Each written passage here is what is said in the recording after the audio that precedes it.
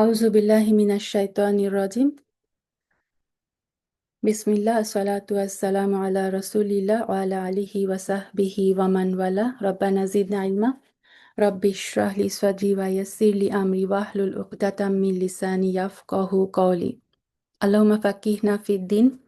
আল্লাহুম্মা আহসিন আকিবাতানা ফিল উমুরি কুল্লিহা ওয়া আজিরনা মিন জিজিদ দুনিয়া ওয়া আযাবিল আখিরাহ। আল্লাহুম্মা রযুকনা রিদাকা লা সাখাতা বা'দাহু আবাদা। اللهم فقهنا في الدين. رب اشرح لي صدري ويسر لي أمري واحلل عقدة من لساني يفقهوا قولي. سبحانك لا علم لنا إلا ما علمتنا إنك أنت العليم الحكيم. আসসালামু আলাইকুম ওয়া রাহমাতুল্লাহি ওয়া বারাকাতুহু। আলহামদুলিল্লাহ আলহামদুলিল্লাহ, আল্লাহ আযজা ওয়া জাল্লার কাছে শুকরিয়া জানাচ্ছি। আজকে আমরা শুরু করতে যাচ্ছি ১৯তম পারার তর্জমা, ইনশাআল্লাহ বিইذনিল্লাহ। আল্লাহর কাছে সাহায্য চেয়ে সুন্দরভাবে এটা শেষ করার তৌফিক কামনা করে আমরা শুরু করছি। বিসমিল্লাহির রহমানির রহিম। ১৯তম পারাটা শুরু হচ্ছে সূরা আল ফুরকানের ২১ নম্বর আয়াত দিয়ে। যারা আমার সাথে তাদের সাক্ষাতে আশা পোষণ করে না, তারা বলে, কত ভালো হতো যদি আমাদের কাছে আল্লাহ তাআলার কোনো ফেরেশতা নাজিল করা হতো, অথবা আমরা যদি আমাদের মালিককে দেখতে পেতাম। অর্থাৎ এটা আমরা এতদিন ধরে দেখে আসি, সবাই খালি মানে এই ভ্রান্ত দাবিটা করতো যে একজন ফেরেশতা কেন আমাদের কাছে রাসূল হয়ে আসে না। এখন তারা সরাসরি বলল যে আল্লাহ কেন এসে আমাদের সরাসরি বলে না যে তোমরা ঈমান আনো। তারা তাদের মালিককে আল্লাহকে সরাসরি দেখতে চায়। তারা নিজেদের বড় অহংকারী মনে করলো, তারা আল্লাহর নাফরমানিতেও মাত্রাতিরিক্ত সীমা লঙ্ঘন করে ফেলল। যেদিন সত্যি তারা সেই ফেরেশতাদেরকে দেখবে, সেদিন কিন্তু অপরাধীদের জন্য কোনো সুসংবাদ থাকবে না, বরং তারা বলবে, হে আল্লাহ, এদের থেকে আমরা তোমার কাছে আশ্রয় চাই, আশ্রয় চাই, কারণ ফেরেশতারা হবে আযাবের প্রতীক। সুবহানাল্লাহ। আল্লাহ সুবহানাহু ওয়া তাআলা বলেন, এরা এই যে ফেরেশতা, এরা বলে যে ফেরেশতা কেন আমাদের কাছে আসে না। সেই দিন বলতে এখানে মৃত্যুর দিন বোঝানো হচ্ছে। যে সমস্ত কাফেররা যখন মৃত্যুর মুহূর্তে ফেরেশতাদের সাক্ষাৎ করবে, তখন সেই সাক্ষাৎটা তাদের জন্য কোনো খুশি বা আনন্দের হবে না। কেননা ওই সময় ফেরেশতা তাদেরকে জাহান্নামের আগুনের সতর্কবাণী শোনাবে এবং বলবে, হে খবিস আত্মা, খবিস দেহ থেকে বের হয়ে আয়।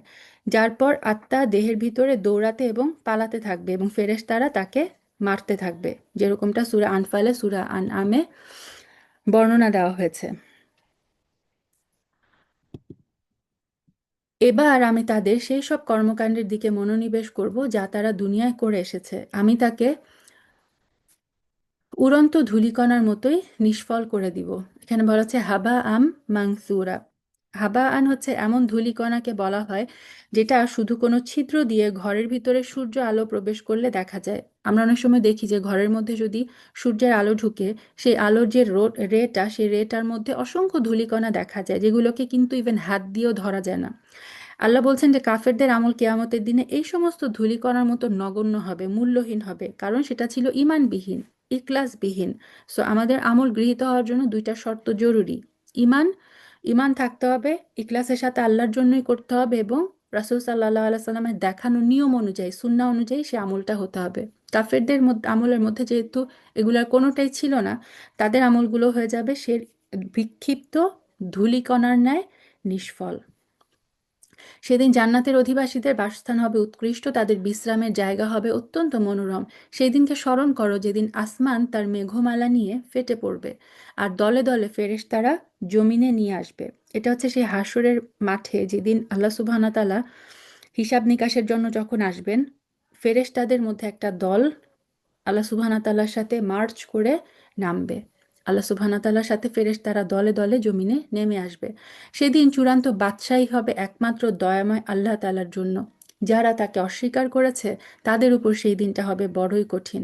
সেদিন জালেম ব্যক্তি দুঃখে ক্ষোভে নিজের হাত দুটো দংশন করতে করতে বলবে, হায়, আমি যদি দুনিয়ায় রসূলের সাথে দ্বীনের পথ অবলম্বন করতাম, দুর্ভাগ্য আমার। আমি যদি অমুক লোকটিকে আমার বন্ধু না বানাতাম।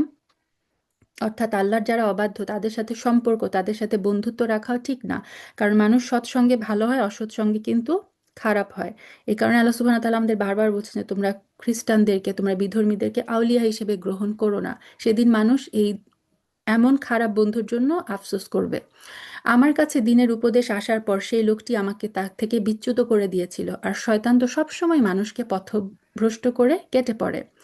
রসূল বলবে, হে আমার রব, অবশ্যই আমার জাতি কোরআনকে একটি পরিত্যাজ্য বিষয় মনে করেছিল। এটা মানে মুশরিকরা কোরআন পাঠের সময় হই হুল্লা করতো যাতে কোরআন তারা শুনতে না পারে। এটা এক ধরনের পরিত্যাগ। আর আমরা মুসলিমরা, আমরা কিভাবে কোরআনকে পরিত্যাগ করতে পারি? কোরআন পরিত্যাগের অর্থ হচ্ছে আমরা যদি কোরআনের প্রতি ঈমান না আনি, সেটা একরকম কোরআন বর্জন করার নামান্তর। আমরা যদি কোরআন অনুযায়ী আমল না করি, সেভাবেও কিন্তু কোরআন বর্জন করা হয়। কোরআন নিয়ে আমরা যদি চিন্তা গবেষণা না করি, সেটাও কিন্তু কোরআন ছেড়ে দেওয়ার নামান্তর। অপরদিকে কোরআনের পরিবর্তে অন্য কোনো কিতাবকে যদি আমরা কোরআনের উপর অগ্রাধিকার দিই, অর্থাৎ কোরআনে আমাদেরকে বলছে একরকম কিন্তু অন্য কেউ বললো অন্যরকম, আমরা ওই কথাটাকে কোরআনের বিধানের উপরে যখন স্থান দিই, এইভাবেও কিন্তু কোরআন পরিত্যাগ করা হয়। সো এটা খুবই ডেঞ্জারাস। রাসূল সাল্লাল্লাহু আলাইহি সাল্লাম সেদিন যে কিয়ামতের দিন আল্লাহকে বলবেন, আল্লাহ আমার কওমের একটা অংশ কি করেছে, এই কোরআনকে পরিত্যাগ করেছে। আল্লাহ সুবহানাহু ওয়া তাআলা আমাদেরকে যেন, আমরা যেন কখনো এই দলে অন্তর্ভুক্ত না হই। হে নবী, এভাবে আমি প্রত্যেক যুগের অপরাধীদের প্রত্যেক নবীর দুশমন বানিয়ে থাকি। অবশ্যই তোমরা তোমার পথ প্রদর্শন ও সাহায্য করার জন্য তোমার রব একাই যথেষ্ট। অর্থাৎ আল্লাহ রাসূল সাল্লাল্লাহু আলাইহি সাল্লামকে বলছেন যে তোমার যেমন এখানে শত্রু আছে, প্রত্যেক নবী যুগে যুগে প্রত্যেক নবীরও কিন্তু এরকম শত্রু ছিল। যারা কোরআন অস্বীকার করে তারা বলে, এই পুরো কোরআনটা তার উপর একবারে নাজিল করা হলো না কেন?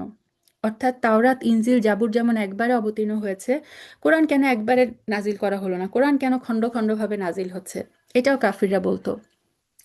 আসলে কোরআন তো এভাবেই নাজিল হয়েছে যাতে করে এই ওহী দ্বারা আমি তোমার অন্তর মজবুত করে দিতে পারি, আর এই কারণেই আমি একে থেমে থেমে নাজিল করেছি।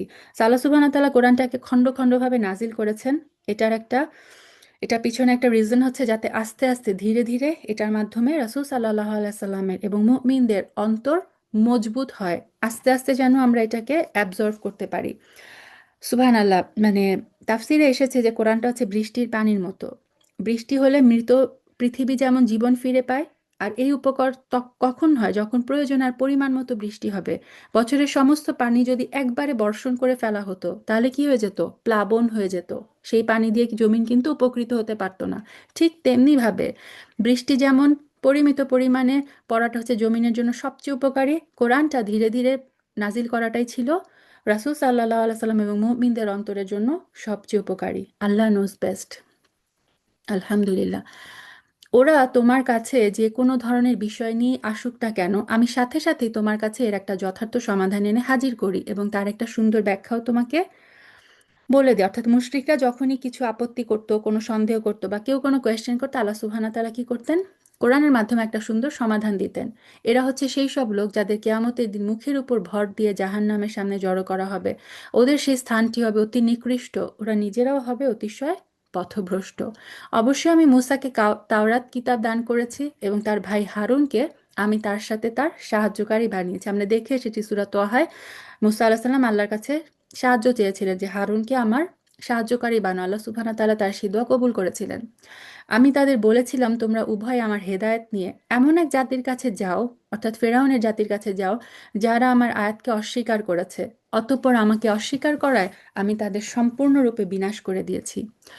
একইভাবে যখন নূহের সম্প্রদায় আমার রসূলদের মিথ্যা সাব্যস্ত করলো, তখন আমি তাদের সবাইকে মহাপ্লাবনে ডুবিয়ে দিয়েছি এবং আমি ওদেরকে পরবর্তী মানুষের জন্য শিক্ষণীয় বিষয় করে রেখেছি। আমি জালেমদের জন্য মর্মন্তুদ আযাব ঠিক করে রেখেছি। একই নিয়মে আমি ধ্বংস করে দিয়েছি আদ, সামুদ এবং রস এর অধিবাসীদেরও এবং তাদের অন্তর্বর্তীকালীন আরও বহু সম্প্রদায়কে। তাদের প্রত্যেকের কাছে আমি আগের ধ্বংসপ্রাপ্ত জাতির নিদর্শনসমূহ উপস্থাপন করেছি, আর সতর্কবাণী না শোনার কারণে আমি সবাইকে নির্মূল করে দিয়েছি। অর্থাৎ যুগে যুগে আল্লাহ সুবহানাহু ওয়া তাআলা এই যে ধ্বংসপ্রাপ্ত জাতিগুলোর উদাহরণ আমাদেরকে দেন যাতে এর থেকে আমরা শিক্ষা গ্রহণ করতে পারি। এরা তো সেই জনপদ দিয়ে প্রতিনিয়ত আসা যাওয়া করে যার উপর আযাবের বৃষ্টি বর্ষণ করা হয়েছিল। ওরা কি এসব দেখছে না? এটা হচ্ছে যে লূত আলাইহিস সালামের কওমের কথা বলা হচ্ছে, যেখানে অকল্যাণের বৃষ্টি বলতে যে পাথরের বৃষ্টি বোঝানো হয়েছে এবং ওই সমস্ত গ্রামটাকে উল্টে দেওয়া হয়েছিল। আসল কথা হচ্ছে এরা পুনরায় জীবিত হওয়ার কোনো আশাই পোষণ করে না। হে নবী, এরা যখন তোমাকে দেখে তখন তোমাকে কেবল ঠাট্টা বিদ্রূপের পাত্রই গণ্য করে এবং বলে, এ কি সেই লোক যাকে আল্লাহ তাআলা রসূল করে পাঠিয়েছেন?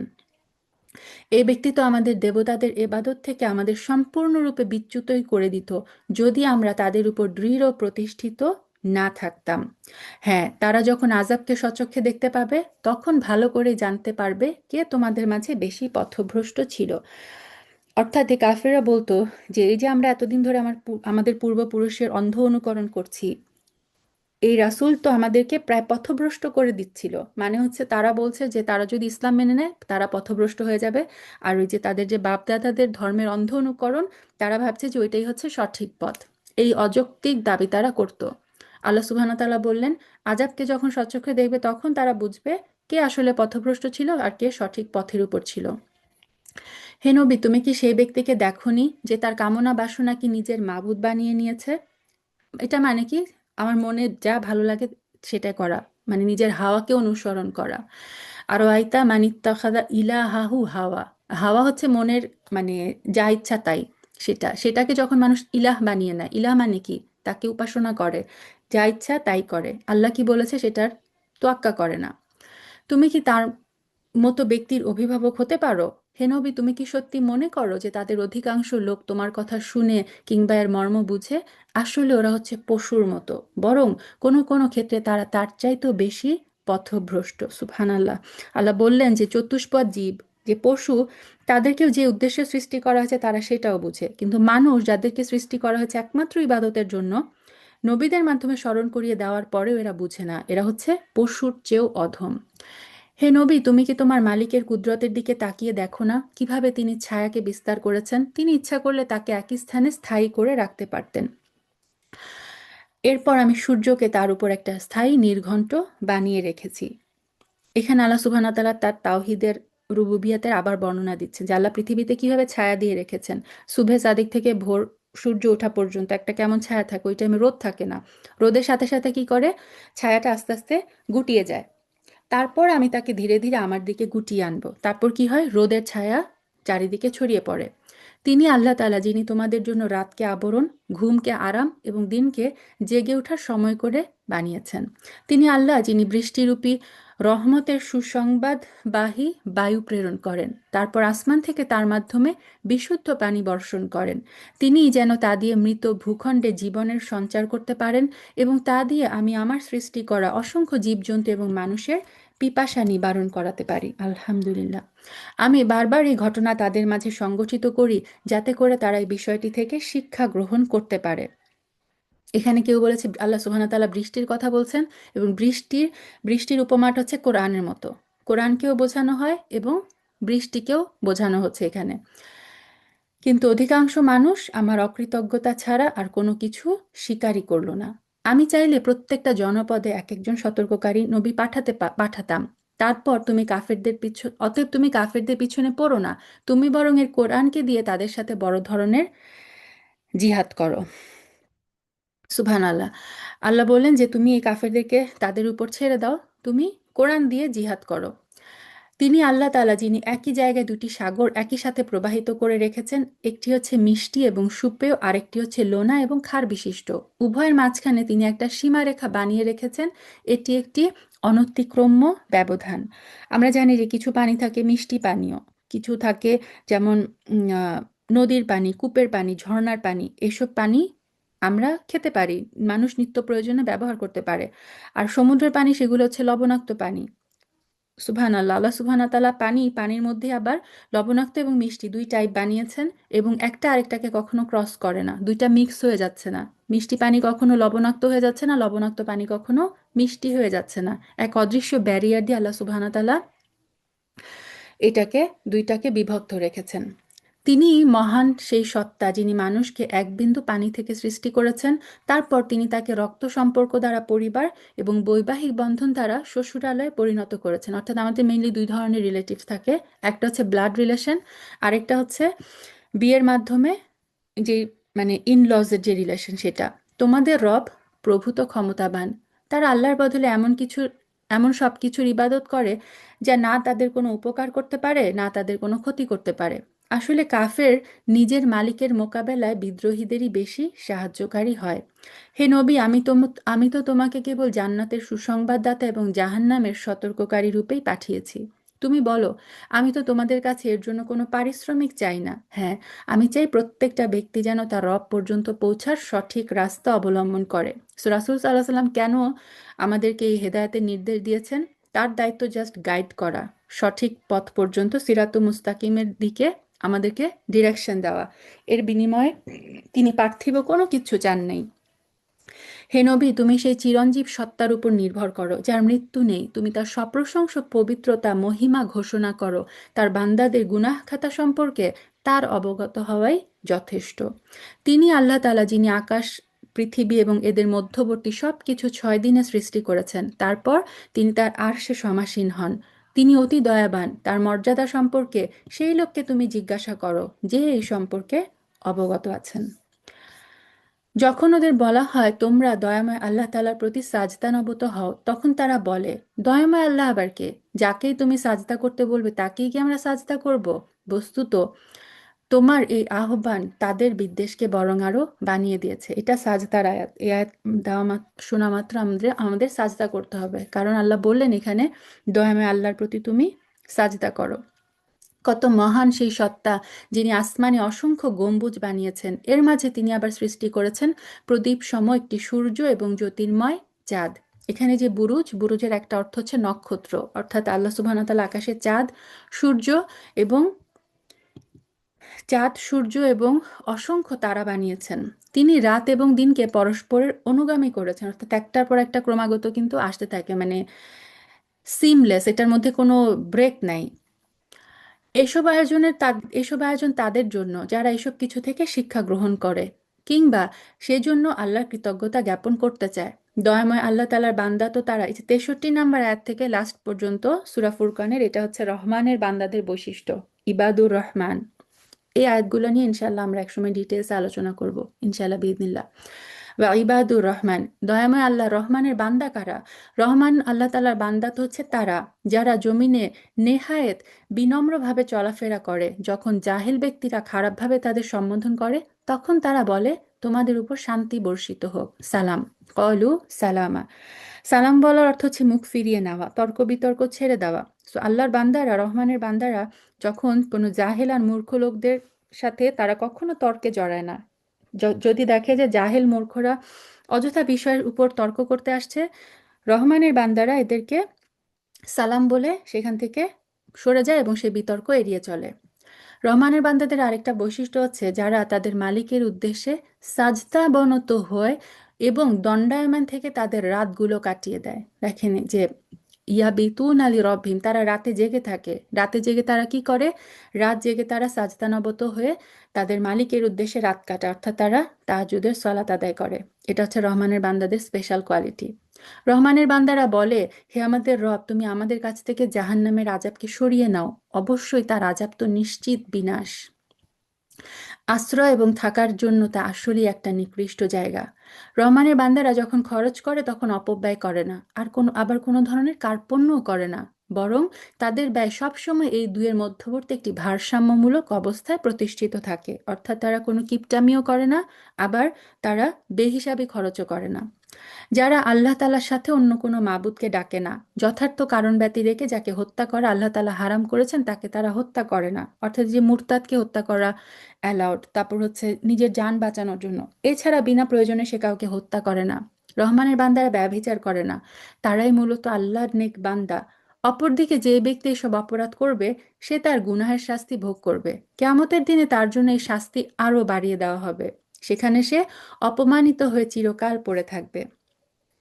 কিন্তু যারা এগুলো থেকে তওবা করেছে, আল্লাহর উপর ঈমান এনেছে, নেক আমল করেছে, আল্লাহ তাআলা এমন সব লোকদের গুনাহসমূহকে তাদের নেক আমল দ্বারা বদলে দিবেন। আল্লাহ তাআলা হচ্ছেন ক্ষমাশীল, আল্লাহ তাআলা পরম দয়ালু। এটা অসাধারণ একটা আয়াত, সুবহানাল্লাহ। আল্লাহ বললেন যে যারা, মানে পাপ কাজ তো আমরা সবাই করে ফেলি, কুল্লু বনি আদম খত্তা, প্রত্যেক বনি আদমই হচ্ছে গুনাহ করে ফেলে।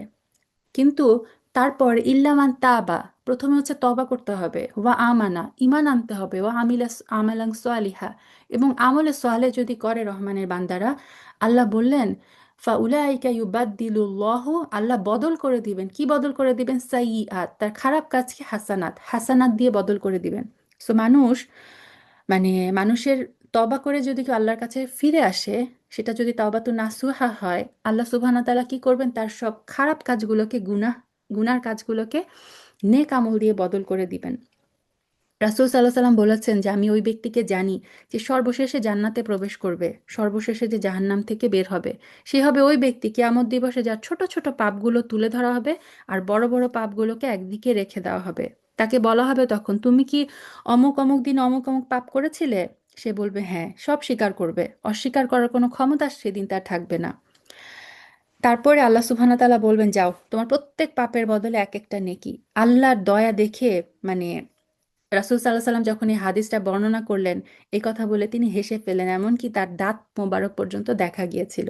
এটা হচ্ছে মুসলিমে এসেছে হাদিসটা। সুবহানাল্লাহ। তা আল্লাহ সুবহানাহু ওয়া তাআলা কত অসীম ক্ষমতাময়, তিনি গফুরুর রহিম। যে ব্যক্তি তওবা করে এবং নেক আমল করে, সে আল্লাহ তাআলার কাছেই তওবা করে, যেমন তওবা করা উচিত, তাওবাতান নাসুহা, মানে তওবার মতো তওবা। শুধু আস্তাগফিরুল্লাহ আস্তাগফিরুল্লাহ বলে গেলাম, অথচ অন্তরে বুঝলাম না, কি বলছি বুঝলাম না, ফিল করলাম না, এবং সেই কাজ বারবার রিপিট করে গেলাম, সেটা কিন্তু আসল তওবা না। আল্লাহ বললেন তওবার মানে তওবা করে যেমন তওবা করা উচিত। দয়াময় আল্লাহ তাআলার নেক বান্দা তারাও। রহমানের বান্দাদের আরেকটা বৈশিষ্ট্য হচ্ছে তারা মিথ্যা সাক্ষ্য দেয় না। ঘটনাচক্রে যদি কোনো অযথা বিষয়ে তারা সম্মুখীন হয়েই যায়, তাহলে ভদ্রতার সাথে তারা সেখান থেকে সরে পড়ে। এরা হচ্ছে এমন লোক, তাদের কাছে যখন তাদের মালিকের কোনো আয়াত পড়ে শোনানো হয়, তখন তারা তার উপর অন্ধ এবং বধির হয়ে দাঁড়িয়ে থাকে না। মানে হচ্ছে তারা আয়াত থেকে মুখ ফিরিয়ে নেয় না, আয়াতের ব্যাপারে অমনোযোগী হয় না। তারা এমন না যে কানে কালা শুনতে পায় না অথবা চোখে কানা দেখতে পায় না। তারা রহমানের আয়াতসমূহকে মনোযোগ দিয়ে শুনে সেটার উপর আমল করে। রহমানের বান্দারা বলে, হে আমাদের রব, এইটা আমরা সবাই এই দোয়াটা জানি, রব্বানা হাবলানা মিন আজওয়াজিনা ওয়া যুররিয়াতিনা কুররাতা আয়ুনিন ওয়াজআলনা লিল মুত্তাকিনা ইমামা। হে আমাদের রব, তুমি আমাদের স্বামী স্ত্রী এবং সন্তান সন্ততিদের থেকে আমাদের জন্য চোখের শীতলতা দান করো, উপরন্তু তুমি আমাদের মুত্তাকিদের ইমাম বানিয়ে দাও। এটাও কিন্তু রহমানের বান্দাদের দোয়া। এরা হচ্ছে সেই সব লোক, কঠোর ধৈর্যের বিনিময় স্বরূপ যেদিন তাদের সুরম্য বালাখানা দেওয়া হবে, এই যে তাদেরকে দেওয়া হবে কি, গুরফা। আল্লাহ সুবহানাহু ওয়া তাআলা এখানে মানে স্পেশাল একটা ওয়ার্ড ইউজ করলেন, তাদের জাজাটা, তাদের প্রতিদান হচ্ছে গুরফা।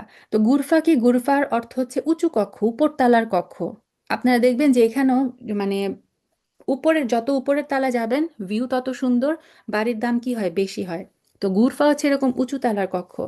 এবং বুখারীর হাদিসে এসেছে, বুখারী মুসলিমের হাদিসে এসেছে যে আল্লাহর বিশেষ নৈকট্যপ্রাপ্ত বান্দারা এমন উঁচু কক্ষ পাবে, এমন গুরফা পাবে, যে নর্মাল জান্নাতীদের কাছে এটা মনে হবে যে পৃথিবীর লোকদের কাছে আমরা এখন যেমন তারা নক্ষত্র দেখি না, যে কত দূর, দূর থেকে দেখে মনে হয় জল জল করছে, কিন্তু অনেক দূর।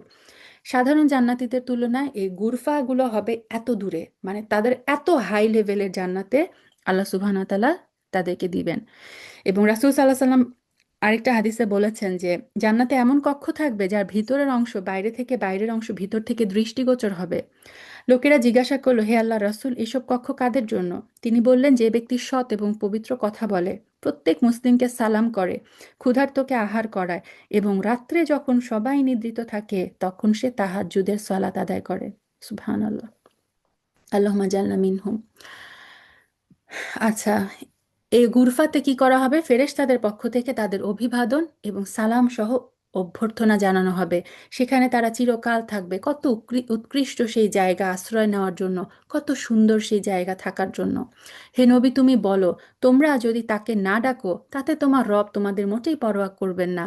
তোমরা যে তাকে অস্বীকার করো, তাই অচিরেই তোমাদের জন্য কাল হয়ে দেখা দিবে। সুবহানাল্লাহ। এর মাধ্যমে সূরা ফুরকান শেষ হচ্ছে। এখন শুরু হচ্ছে সূরা শুরা। সূরা শুরা, শুরা মানে হচ্ছে পোয়েট, কবি। এই সূরার একদম লাস্টের দিকে এই শুয়ারা শব্দটা এসেছে। সূরা শুয়ারা, আরেকটা আছে সূরা শুরা, ওইটা হচ্ছে লাস্টের দিকে, এটা হচ্ছে সূরা শুয়ারা মানে হচ্ছে পোয়েটস।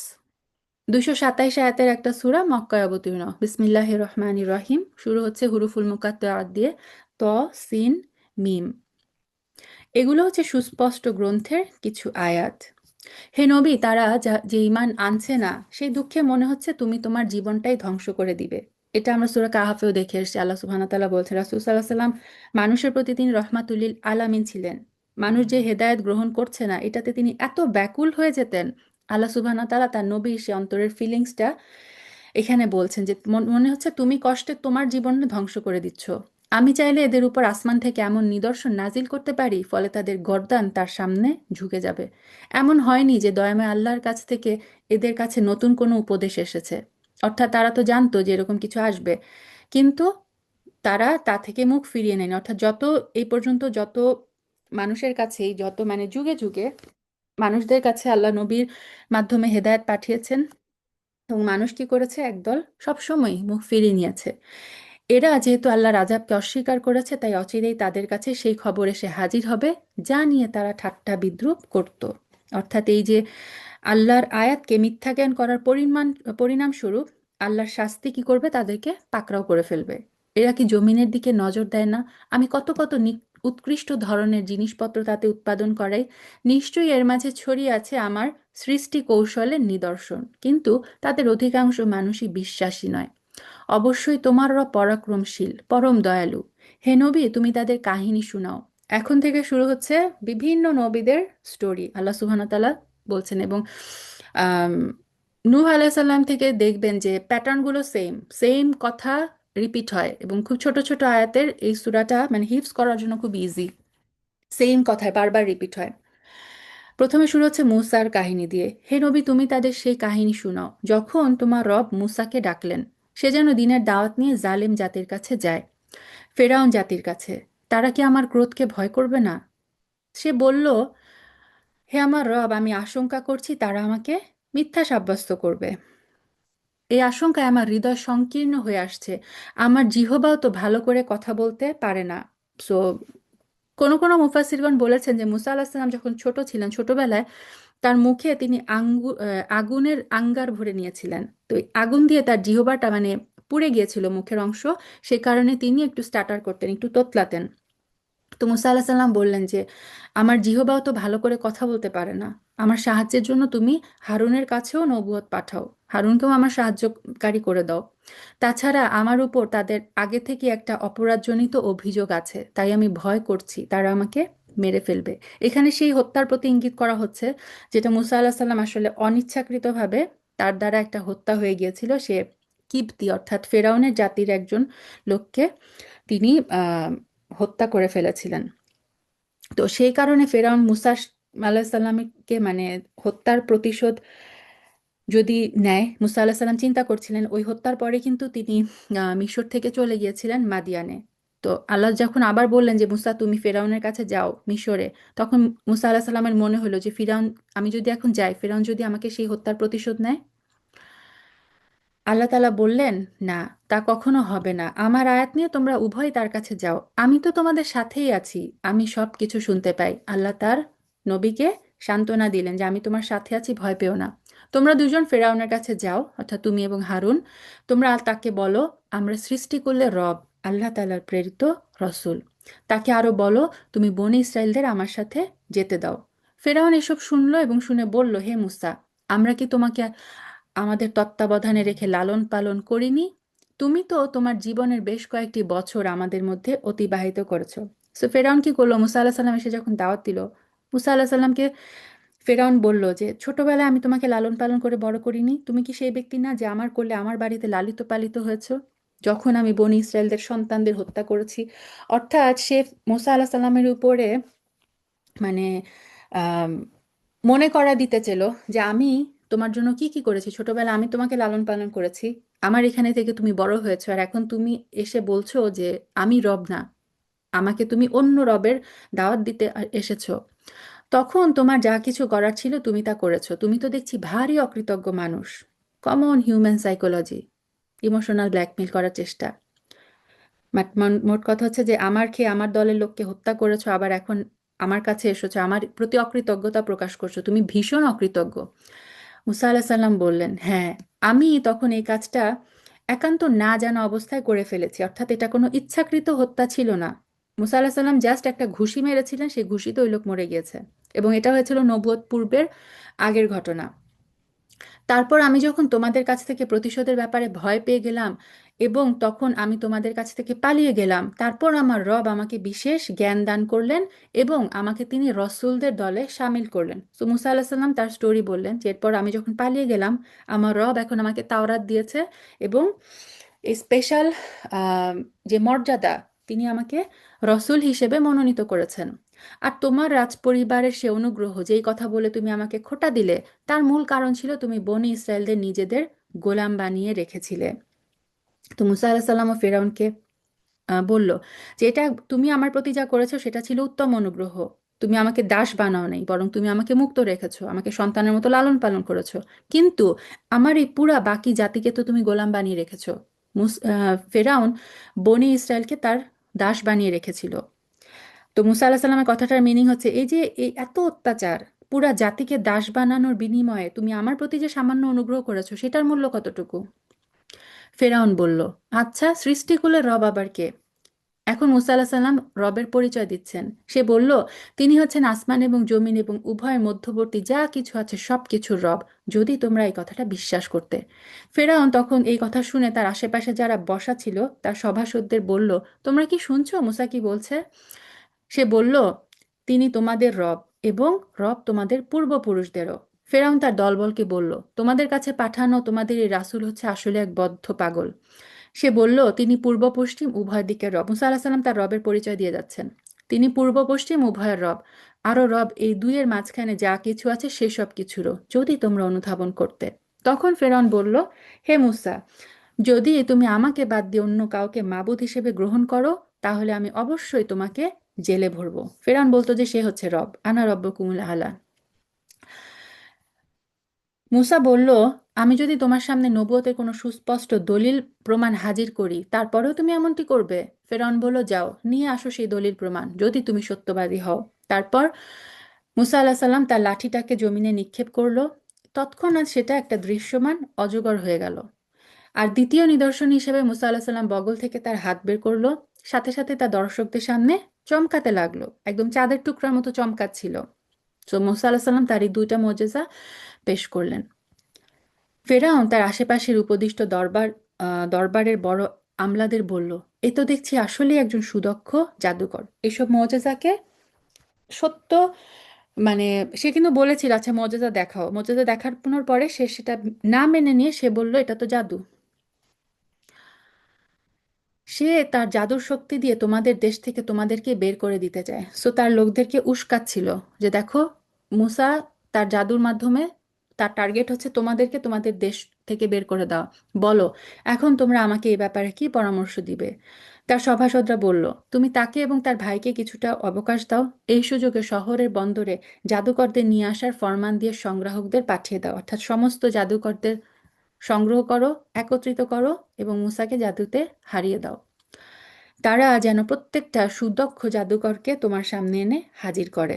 তারপর একটা নির্দিষ্ট দিনে, ওটা ছিল একটা উৎসবের দিন, একটা নির্দিষ্ট সময় সত্যি সত্যি দেশের সব জাদুকরকে একত্রিত করা হলো। সাধারণ মানুষদের বলা হলো, তোমরা কি সেখানে একত্রিত হবে? অর্থাৎ সবাইকে, জাদুকরদের এবং সমস্ত মানুষদেরকে একত্রিত করা হলো। আমাদের আশা, যদি জাদুকররা আজ বিজয়ী হয় তাহলে আমরা মুসাকে বাদ দিয়ে তাদের অনুসরণ করতে পারবো। ফেরাউন চাইলো যে সবার সামনে জনসমক্ষে মুসা যাতে মিথ্যা প্রমাণিত হয়। আর তারপর জাদুকররা এসে যখন ফেরাউনকে বলল, আমরা যদি আজ জয়লাভ করি তাহলে আমাদের জন্য পর্যাপ্ত পুরস্কার থাকবে তো? ফেরাউন বলল, হ্যাঁ, তা তো অবশ্যই। তেমন অবস্থায় তোমরাই তো হবে আমার ঘনিষ্ঠজন। মোকাবেলা শুরু হয়ে গেলে মুসা তাদের বলল, হ্যাঁ, তোমরা আগে নিক্ষেপ করো যা কিছু তোমাদের নিক্ষেপ করার আছে। সূরা তহায় আমরা দেখে এসেছি জাদুকররা এটা জিজ্ঞাসা করেছিল মুসা আল্লাহ সাল্লামকে যে, হে মুসা, আমরা কি আমাদের জাদু আগে দেখাবো নাকি তুমি তোমার জাদু আগে দেখাবা? মুসা আল্লাহ সাল্লাম বলেছিল, তোমরাই আগে দেখাও। তারপর তারা তাদের রশি এবং লাঠি মাটিতে ফেললো। তারা বলল, ফেরাউনের ইজ্জতের কসম, আমরা অবশ্যই বিজয়ী হব। তারপর মুসা তার লাঠি জমিনে নিক্ষেপ করলো। সহসা তা অজগর হয়ে জাদুকরদের সব জাদুর অলীক সৃষ্টিগুলোকে গ্রাস করে ফেললো। মুসা আল্লাহ সাল্লামেরটা তো ছিল আল্লাহর পক্ষ থেকে মোজেজা, আর জাদুকরদের এগুলো ছিল জাদু। সো তারপর ঘটনার আকস্মিকতা জাদুকরদের সাজদা নবত করে দিল। জাদুকররা যখন বুঝলো এটা কোনোভাবেই জাদু হতে পারে না, এটা অবশ্যই আল্লাহর মোজেজা, তখন তারা কি করলো, সাথে সাথে আল্লাহর জন্য সাজদা করলো এবং বলল, আমরা সৃষ্টিকুলের মালিকের উপর ঈমান আনলাম। কোন সৃষ্টিকুলের মালিক? ফেরাউন না, ঈমান আনলাম মূসা এবং হারুনের মালিকের উপরে। এই কথা শুনে ক্রোধান্বিত হয়ে ফেরাউন বলল, এ কি, আমি তোমাদের কোনো রকম অনুমতি দেওয়ার আগেই তোমরা তার মালিকের উপর ঈমান এনে ফেললে? বুঝতে পারছি, আসলে এ হচ্ছে তোমাদের বড় গুরু। এই হচ্ছে তোমাদের সবাইকে জাদু শিক্ষা দিয়েছে। অতি সত্বর তোমরা এর পরিণাম জানতে পারবে। আর শাস্তি হিসেবে কি বলল? আমি তোমাদের হাত এবং পা বিপরীত দিক থেকে কেটে দিব, তারপর আমি তোমাদের সবাইকে শুলে চড়াবো। জাদুকররা বলল, এতে আমাদের কোনোই ক্ষতি নাই, অবশ্যই আমরা আমাদের মালিকের কাছে ফিরে যাব। এটাও আমরা সূরা তহায় কিন্তু এই ডিটেলস পুরো পড়ে এসেছি, আলহামদুলিল্লাহ। আমরা আশা করব আমাদের রব আমাদের জাদু সংক্রান্ত সব গুনাহগাতা মাফ করে দিবেন, কেননা আমরা সবার আগে ঈমান এনেছি। অর্থাৎ এই আয়াত থেকে বোঝা যায় যে ফেরাউনের জাতির মধ্যে এই আম, জাদুকররাই হচ্ছে সর্বপ্রথম ঈমান এনেছিল। তারা বলল, আমরা সবার আগে ঈমান এনেছি। তারপর আমি মুসার কাছে ওহী পাঠিয়ে বললাম, তো এই স্টোরি শেষ হয়ে গেল। এরপরে হচ্ছে ফেরাউনকে আল্লাহ সুবহানাহু ওয়া তাআলা ডুবিয়ে দিল, বনী ইসরায়েলকে মুক্ত করে দিল। তারপরে আল্লাহ বললেন যে আমি মুসার কাছে ওহী পাঠিয়ে বললাম, রাত থাকতে থাকতে তুমি আমার বান্দাদেরকে নিয়ে এই জনপদ থেকে বেরিয়ে যাও, সাবধান থেকো, ফেরাউনের পক্ষ থেকে কিন্তু তোমাদের অবশ্যই অনুসরণ করা হবে। আচ্ছা, এই জাদুর ঘটনা পরে আল্লাহ সুবহানাহু ওয়া তাআলা মুসা আলাইহিস সালামকে বললেন, বনী ইসরায়েলকে নিয়ে রাত থাকতে থাকতে ভোর হওয়ার আগে যেন তিনি এখান থেকে চলে যান।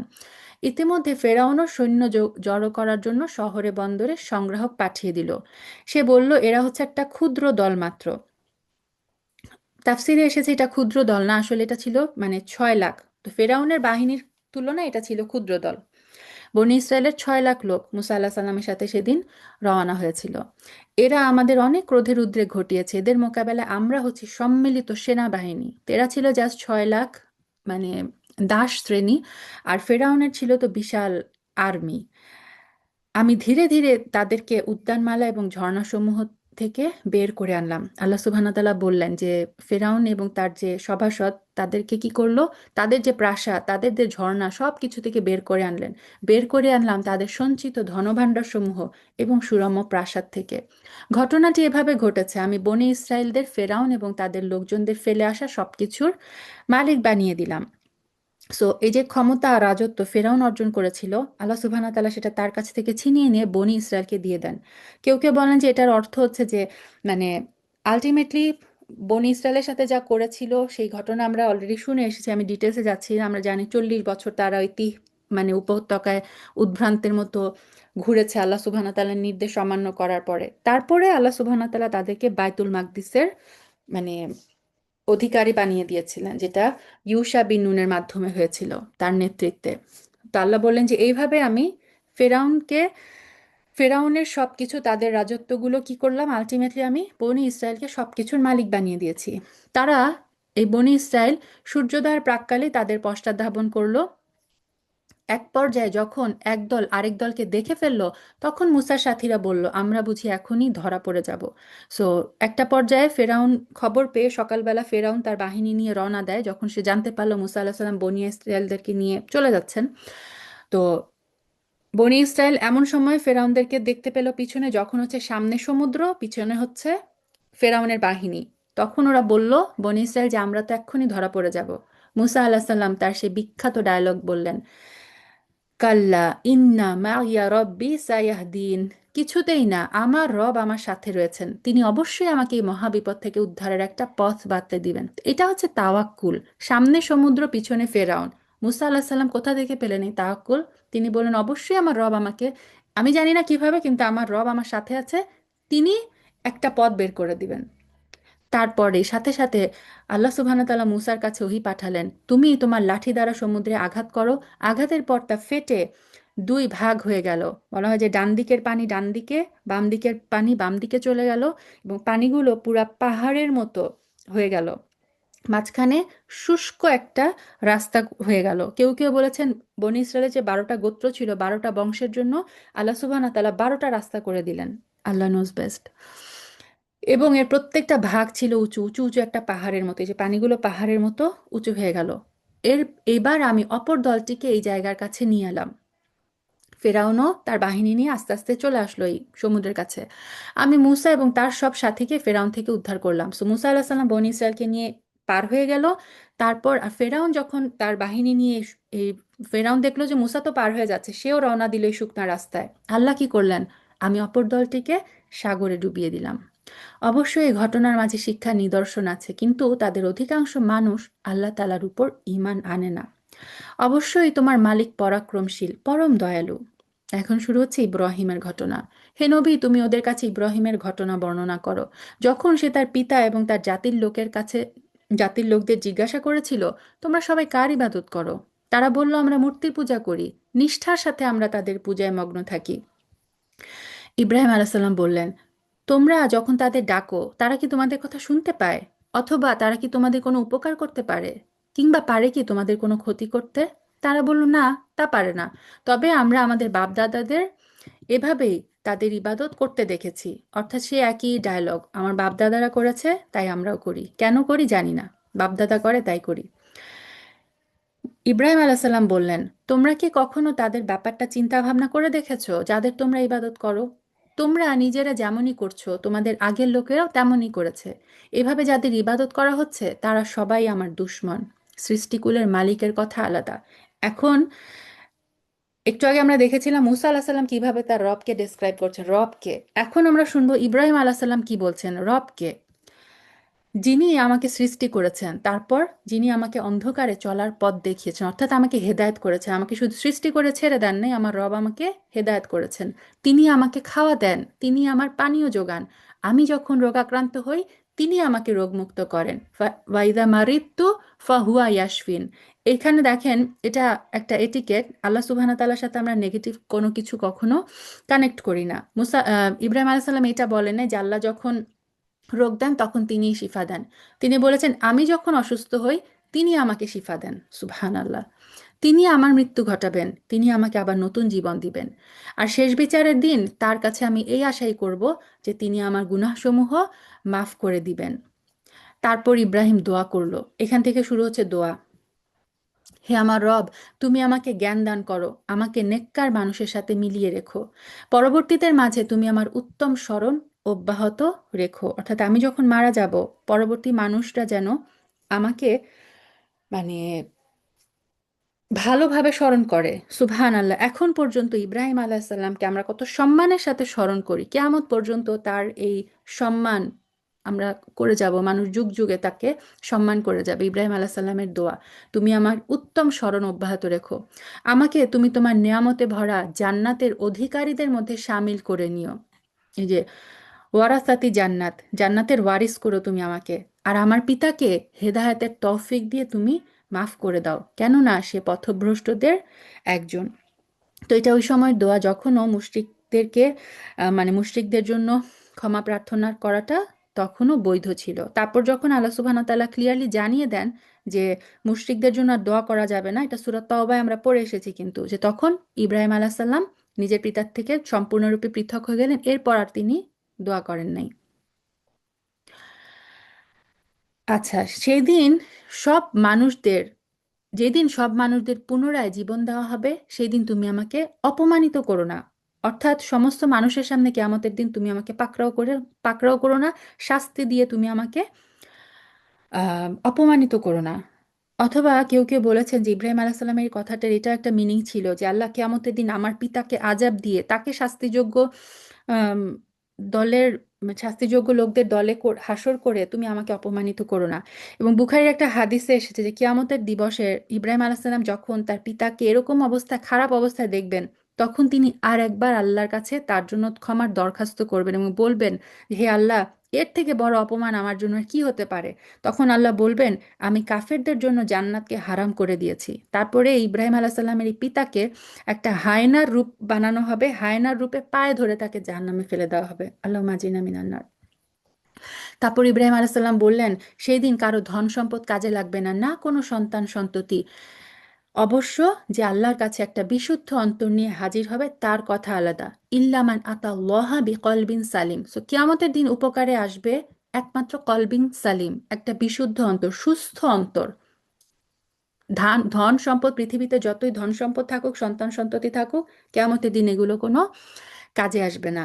সেই দিন জান্নাতকে মুত্তাকিদের একান্ত কাছে নিয়ে আসা হবে এবং জাহান্নামকে গুনাহগারদের জন্য উন্মোচিত করে দেওয়া হবে। অর্থাৎ জান্নাত এবং জাহান্নামকে প্রবেশের আগেই কিন্তু মানুষের সামনে আনা হবে, যে কারণে জান্নাত দেখে মুমিনদের আনন্দ আরো বৃদ্ধি পাবে আর জাহান্নাম দেখে কাফেরদের দুঃখ আরো বাড়বে। তখন তাদেরকে বলা হবে, বলো এখন কোথায় তারা, দুনিয়ার জীবনে যাদের তোমরা ইবাদত করতে। তো এই যে যেটা বলছিলাম যে আমরাও কিন্তু এই দোয়াটা করতে পারি, এই দোয়াগুলো খুব সুন্দর। এখান থেকে শুরু হয় 83 নাম্বার আয়াত থেকে, রব্বি হাবলি হুকমা ওয়াল হিকনি বিসওয়ালিহিন ওয়াজআলনি লিসানা সিদকিন ফিল আখিরিন ওয়াজআলনি মিন ওয়ারাসাতি জান্নাতিন নাঈম ওয়াগফিরলি আবি ইন্নাহু, এইটুক পর্যন্ত, ওয়াজআলনি মিন ওয়ারাসাতি জান্নাতিন নাঈম। অসাধারণ কিছু দোয়া, অসাধারণ অর্থবোধক দোয়া। আল্লাহ তাআলাকে বাদ দিয়ে তোমরা যাদের ডাকতে, আজ তারা কি তোমাদের কোনো সাহায্য করতে পারবে? না তারা নিজেদের আল্লাহর আযাব থেকে বাঁচাতে পারবে। তারপরে যাদের তারা পূজা করত, তারা এবং পথভ্রষ্ট মানুষ যারা এদের ইবাদত করত, সবাইকে সেখানে অধোমুখী করে নিক্ষেপ করা হবে। নিক্ষেপ করা হবে ইবলিসের সমুদয় বাহিনীকে, অর্থাৎ ইবলিস এবং ইবলিসের যত চেলা শিষ্যরা আছে যারা মানুষকে পথভ্রষ্ট করে সবাইকে। সেখানে গিয়ে তারা নিজের এক মহা বিতর্কে লিপ্ত হবে। প্রত্যেকে নিজ নিজ মাবুদদের বলবে, অর্থাৎ যে যার পূজা করত সে তাকে বলবে, আল্লাহর কসম আমরা দুনিয়াতে সুস্পষ্ট গুমরাহিতে নিমজ্জিত ছিলাম, বিশেষ করে যখন আমরা সৃষ্টিকুলের রব আল্লাহর সাথে তোমাদেরকেও তার সমকক্ষ মনে করতাম। আসলে কতিপয় অপরাধী ব্যক্তিই আমাদেরকে পথভ্রষ্ট করে দিয়েছে। হায়, আজ আমাদের পক্ষে কথা বলার কেউ রইল না। না আছে এমন কোনো সুহৃদ বন্ধু যে আল্লাহ তাআলার কাছে সুপারিশ করবে। তো ইমানদারদের মধ্যে যারা পাপী, তাদের সুপারিশ কিন্তু আল্লাহ সুবহানাহু ওয়া তাআলার অনুমতিক্রমে আম্বিয়া সালেহরা এবং বিশেষ করে রাসূল সাল্লাল্লাহু আলাইহি সাল্লাম করতে পারবেন, কিন্তু কাফের মুশরিকদের জন্য সুপারিশ করার না কারো সাহস হবে, না কারো অনুমতি দেওয়া হবে। কাফের মুশরিকদের জন্য সেদিন কোনো বন্ধুত্বই কাজে আসবে না। আমরা আশা করি আল্লাহ আজ্জা ওয়া জাল যেন আমাদেরকে বিনা হিসেবে জান্নাতে প্রবেশ করান, রাসূল সাল্লাল্লাহু আলাইহি সাল্লামের শাফায়াত যেন আমরা পাই। কত ভালো হতো যদি আমাদের আরেকবার দুনিয়ায় পাঠিয়ে দেওয়া হতো, তাহলে অবশ্যই আমরা ইমানদার হয়ে যেতাম, সেদিন তারা বলবে। নিঃসন্দেহে এই ঘটনার মাঝে শিক্ষার নিদর্শন রয়েছে, কিন্তু অধিকাংশ লোকই তো ইমান আনে না। নিশ্চয়ই তোমার রব পরাক্রমশালী এবং পরম দয়ালু। এখন নূহ আলাইসাল্লামের স্টোরি। নূহের জাতির লোকেরাও আমার রাসূলদের মিথ্যা সাব্যস্ত করেছিল।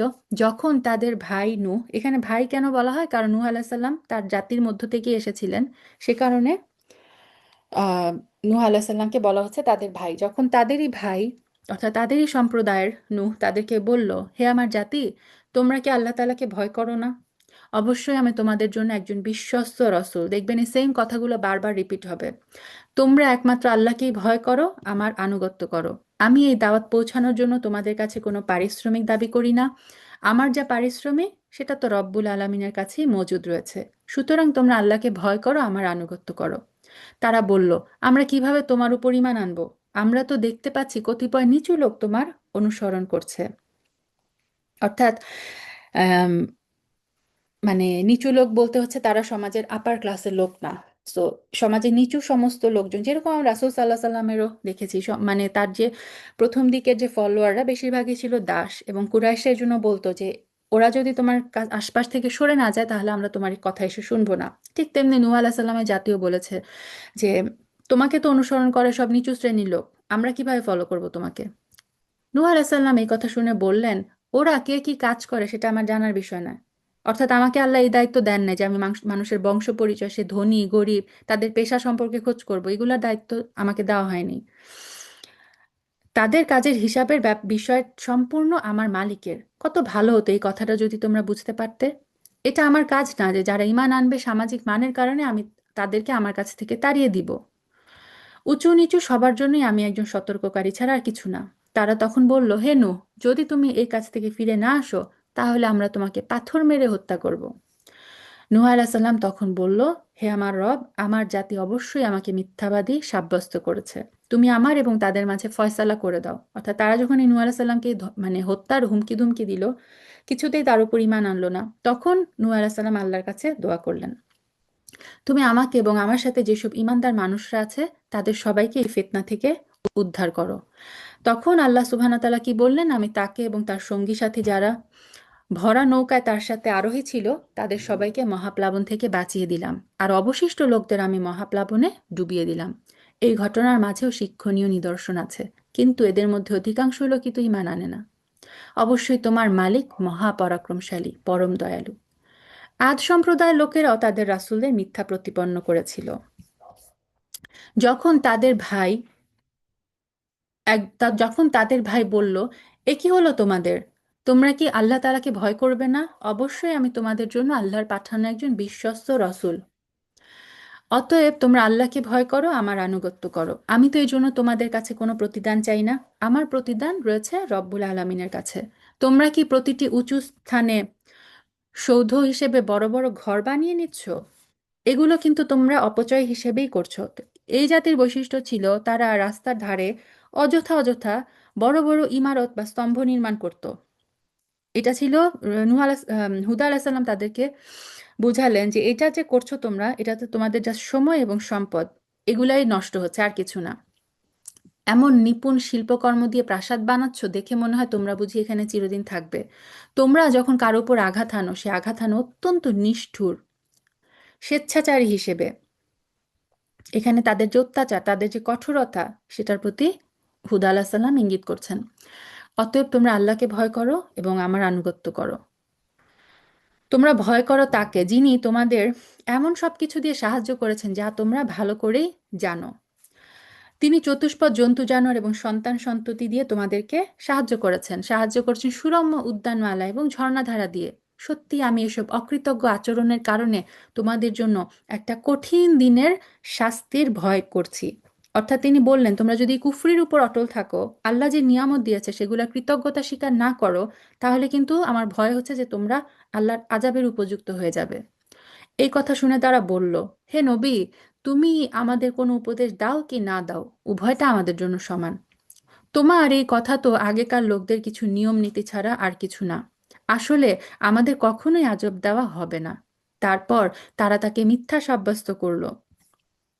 আমিও তাদের সম্পূর্ণ ধ্বংস করে দিলাম।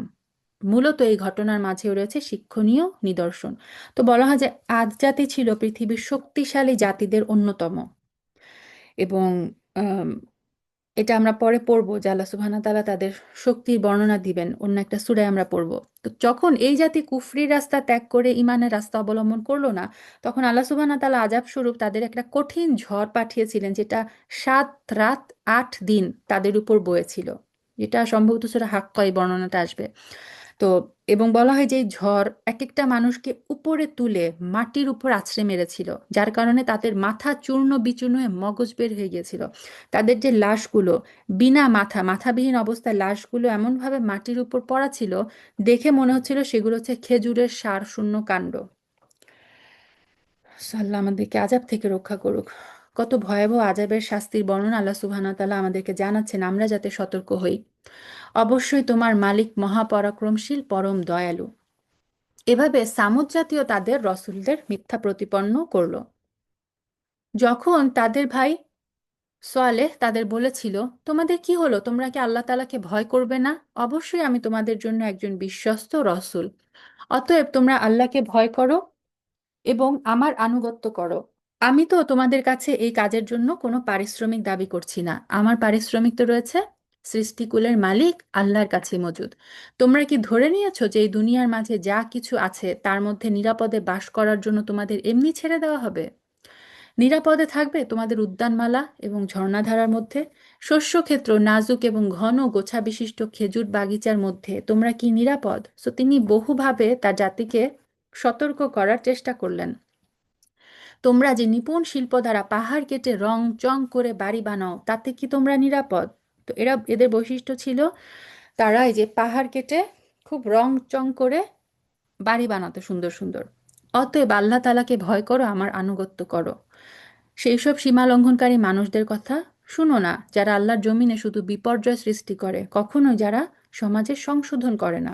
অর্থাৎ এমন সর্দারদের ফলো করো না যারা তোমাদেরকে কুফর আর শিরকের দিকে আহ্বান করে, যারা 153। এইসব শুনে তারা বলল, হে সালেহ, আসলে তুমি হচ্ছে একজন জাদুগ্রস্ত ব্যক্তি। তুমি তো আমাদের মতো একজন মানুষ। যদি সত্যবাদী হও তাহলে কোনো প্রমাণ নিয়ে আসো। তারা যখন এই মোজেজার কথা বলল, মোজেজার দাবি করলো, সে বলল আল্লাহ সুবহানাহু ওয়া তাআলা তাদের জন্য মোজেজা স্বরূপ একটা উটনি দিলেন, শি ক্যামেল একটা। এই উষ্ট্রি হচ্ছে আমার প্রমাণ। এর জন্য কুয়ার পানি পান করার নির্দিষ্ট পালা থাকবে, আর একটা নির্দিষ্ট দিনের পালা থাকবে তোমাদের পশুর পানি পান করার জন্য।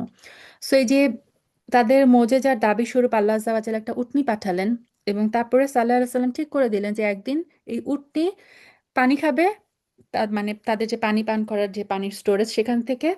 আর আরেকদিন মানে অল্টারনেটলি একদিন খাবে এই উটনি, আরেকদিন থাকবে হচ্ছে তোমাদের উটনিগুলো। তো আর এবং তাদেরকে সাবধান করে দেওয়া হয়েছিল যে যেদিন তোমাদের পালা সেদিন এই উটনি ঘাটে আসবে না, আর যেদিন এই উটনির পালা সেদিন তোমাদের ঘাটে আসার কোনো অনুমতি নাই। তারপরে বলা হলো যে কখনো একে কোনো রকম খারাপ উদ্দেশ্যে স্পর্শও করবে না, নতুবা বড় কঠিন দিনের আযাব তোমাদেরকে পাকড়াও করবে। অর্থাৎ কোনো ব্যক্তি যদি এই উটনিকে অসৎ উদ্দেশ্যে স্পর্শ করে, তার কোনো ক্ষতি করার চেষ্টা করে, তাহলে এই জাতির উপর আযাব আসবে। এরা করলো কি, এই উটনির পায়ের নলি কেটে সেটাকে হত্যা করলো। তারপর কঠিন শাস্তি দেখে তারা ভীষণভাবে অনুতপ্ত হলো। তো এই উটনিটা ছিল আল্লাহর ক্ষমতার একটা নিদর্শন। এটা আল্লাহ সুবহানাহু ওয়া তাআলার পক্ষ থেকে মোজেজা। তারা যখন এই উটনিকে মানে হত্যা করলো, তারপরে সালেহ আলাইহিস সাল্লাম তাদেরকে বললেন যে তোমাদেরকে মাত্র 3 দিনের অবকাশ দেওয়া হলো, চতুর্থ দিন তোমাদেরকে ধ্বংস করে দেওয়া হবে। তারপর যখন আযাবের নিদর্শন প্রকাশ হওয়া শুরু হলো, তখন হচ্ছে এরা খুব অনুতপ্ত হলো। তারপর আল্লাহর শাস্তি এসে তাদের গ্রাস করলো। এই ঘটনার মাঝেও রয়েছে আল্লাহর বিশেষ নিদর্শন, কিন্তু অধিকাংশ মানুষই ঈমান আনে না। তো এই জাতির আযাব ছিল নিচে থেকে ভূমিকম্প, আর উপর থেকে কঠিন আর বিকট শব্দ, যার ফলে সবাই মারা যায়। নিঃসন্দেহে তোমার রব মহাপরাক্রমশীল, পরম দয়ালু। একইভাবে লূতের জাতীয় আল্লাহর রসূলদের অস্বীকার করেছে। যখন তাদের ভাই লূত তাদের বলল, এ কি হলো তোমাদের? তোমরা কি আল্লাহর আযাবকে ভয় করবে না? নিঃসন্দেহে আমি হচ্ছি তোমাদের জন্য একজন বিশ্বস্ত রসূল। তোমরা আল্লাহকে ভয় করো, আমার আনুগত্য করো। আমি এজন্য তোমাদের কাছে কোনো বিনিময় চাই না। আমার বিনিময় তো রয়েছে সৃষ্টিকুলের রব আল্লাহ তাআলার দরবারেই মজুদ রয়েছে। এ কি, জৈবিক প্রয়োজন পূরণের জন্য তোমরা দুনিয়ার পুরুষগুলোর কাছে যাও, অথচ তোমাদের রব তোমাদের এই প্রয়োজনের জন্য তোমাদের স্ত্রী সাথীদের পয়দা করে রেখেছেন, আর তাদেরই তোমরা পরিহার করো। আসলেই তোমরা সীমা লঙ্ঘনকারী জাতি। এরা ছিল সমকামী। তারা বলল, হে লূত, যদি তুমি তোমার এসব ওয়াজ নসিহত থেকে নিবৃত্ত না হও, তাহলে তোমাকে বহিষ্কার করে দেওয়া হবে। সে বলল, আমি তোমাদের এই নোংরা কাজের বড় দুশমন। লূত বলল, হে আমার রব, তারা যা কিছু করে তুমি আমাকে এবং আমার পরিজনকে এইসব ঘৃণিত কাজ থেকে বাঁচাও। তারপরে আমি সত্যি সত্যি লূত এবং তার পরিবার পরিজনকে উদ্ধার করলাম, এক পাপী বৃদ্ধাকে বাদ দিয়ে। এই পাপী বৃদ্ধা ছিল লূত আলাইহিস সালামের ওয়াইফ। সে পিছনে থেকে আযাবে নিমজ্জিত হয়ে গেল। অতঃপর অবশিষ্ট সবাইকে আমি সম্পূর্ণ ধ্বংস করে দিলাম। তাদের উপর আমি আযাবের বৃষ্টি বর্ষণ করলাম। যাদের ভীতি প্রদর্শন করা হয়েছিল তাদের জন্য কত নিকৃষ্ট ছিল এই আযাবের বৃষ্টি। সো এই জাতিকে আল্লাহ সুবহানাহু ওয়া তাআলা চিহ্নিত পাথরের কাকরের বৃষ্টি দিয়ে ধ্বংস করে, এবং তাদের পুরা গ্রামটাকে উল্টে দিয়েছিল, যেটা সূরা হুদে আমরা ডিটেলস বর্ণনা পড়ে এসেছি আলহামদুলিল্লাহ। এই ঘটনার মাঝেও রয়েছে শিক্ষণীয় নিদর্শন, কিন্তু তাদের অধিকাংশ ঈমান আনে না। নিশ্চয়ই তোমার রব মহাপরাক্রমশীল, পরম দয়ালু। আইকার অধিবাসীরাও রসূলদের অস্বীকার করেছিল। আইকা আসলে জঙ্গলকে বলা হয়। তো এখানে শুয়াইব আলাইহিসসালামের যে জাতি এবং মাদিয়ান শহরের আশেপাশের বান্দাদেরকে বোঝানো হচ্ছে। তো আম, আইকা হচ্ছে মানে ঘন ডালপালা বিশিষ্ট একটা গাছ। এরকম গাছ মাদিয়ানের উপকণ্ঠে ছিল। এই গাছগুলোর তারা পূজা করত। তো এখানে বলা হচ্ছে যে আইকার অধিবাসীরা যখন শোয়েব তাদেরকে বলেছিল, হে আমার জাতি, তোমরা কি আল্লাহ তাআলাকে ভয় করবে না? তো দেখেন, এর আগে কিন্তু আল্লাহ সুবহানাহু ওয়া তাআলা সবগুলো বললো যে নূহ তার জাতিকে বললো, মানে তাদের ভাই আম, সোয়ালেহ ভাই। এখানে কিন্তু শোয়েব আলাইহিস সালামকে ভাই বলা হয়নি, কারণ আইকা কোনো মানে জাতির নাম না। আইকা হচ্ছে সেই গাছের নাম। এ কারণে কিন্তু এখানে ভাই বলে শোয়েব আলাইহিস সালামকে সম্বোধন করা হয়নি। যখন শোয়েব আলাহিসাল্লাম তাদেরকে বলল, হে আমার জাতি, তোমরা কি আল্লাহকে ভয় করবে না? নিঃসন্দেহে আমি হচ্ছি তোমাদের জন্য একজন বিশ্বস্ত রাসূল। সুতরাং তোমরা আল্লাহকে ভয় করো, আমার আনুগত্য করো। এই জন্য আমি তোমাদের কাছে কোনো রকম পারিশ্রমিক দাবি করছি না। আমার পারিশ্রমিক সৃষ্টিকুলের রব আল্লাহর কাছেই মজুদ রয়েছে। হে মানুষ, মাপের সময় তোমরা পুরোপুরি মেপে দিবে। মাপে কম দিয়ে তোমরা ক্ষতিগ্রস্ত লোকদের অন্তর্ভুক্ত হয়েও না। অর্থাৎ তোমরা যখন লোকদের মেপে দাও সেরকম পূর্ণ করে দাও যেটুকু তাদের কাছ থেকে নেওয়ার সময় পূর্ণ নিয়ে থাকো। এরা হচ্ছে যখন দিত, মাপ দিত, তারা যখন বিক্রেতা তখন কম দিত, যখন ক্রেতা তখন বেশি নিতে চাইতো। ওজন করার সময় পাল্লা ঠিক রেখে ওজন করবে। এদের প্রবলেম ছিল যে তারা মাপে কম বেশি করত। মানুষের জিনিসপত্রে কখনো কম দিবে না। দুনিয়ায় খামাখা ফিতনা ফাসাদ সৃষ্টি করো না। ভয় করবে তাকে যিনি তোমাদের এবং তোমাদের আগে যারা গত হয়ে গেছেন তাদের সবাইকে সৃষ্টি করেছেন। তারা বলল, হে শোয়েব, তুমি তো জাদুগ্রস্ত ব্যক্তিদের অন্তর্ভুক্ত। তুমি তো আমাদের মতোই মানুষ। আমরা মনে করি তুমি মিথ্যাবাদীদের অন্তর্ভুক্ত। হ্যাঁ, যদি তুমি সত্যবাদী হয় তাহলে আসমান ভেঙে এর একটি টুকরা আমাদের উপর ফেলে দাও। কত বড় আস্পর্ধা! শোয়েব আলাহিসাল্লামের শাস্তির ভয় দেখানোর বিনিময়ে তারা বলল যে তুমি যদি সত্যি সত্যি সত্য হও তাহলে আমাদের উপর আকাশ ভেঙে দেখাও। সে বলল, যা কিছু উদ্ভট দাবি তোমরা করছো আমার রব তা ভালো করেই জানেন। তারপর তারা তাকে মিথ্যা সাব্যস্ত করলো। পরিণামে আল্লাহ কি করলেন? মেঘাচ্ছন্ন দিনের এক ভীষণ আযাব তাদেরকে পাকড়াও করলো। এ ছিল সত্যি এক কঠিন দিনের আযাব। তো এই জাতির উপর আযাব কিভাবে এসেছিল যে এক বর্ণনা এসেছে যে আল্লাহ সুবহানাহু ওয়া তাআলা আযাব স্বরূপ তাদের উপর 7 দিন পর্যন্ত কঠিন গরম আর রোদ অব্যাহত রাখেন। তো এই 7 দিন এরকম কঠিন গরম হওয়ার পরে আল্লাহ সুবহানাহু ওয়া তাআলা একটা মেঘখণ্ড পাঠান।